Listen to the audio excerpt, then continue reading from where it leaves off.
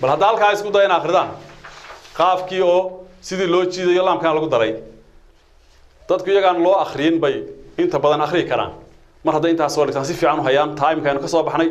waa inay tan iyadan macallin ku marin ay akhriyaan waayahay waynu akhriyaynaa inagu waa layliskii la socday ama tadriibkii ama exercise-kii qaala baaca naama baata daara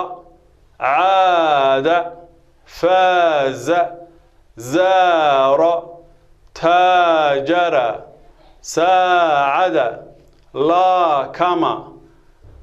iyadoo hoosta laga jiidayo ma karan qiila miila shiiqa niila jaari laba jeer baa la jiiday jaa oo xagga hore jiidan iyo tan oo jiidan jaari khali daari tanna waa labadii wala hore loo jiidaya wala damaysayn tu tu bu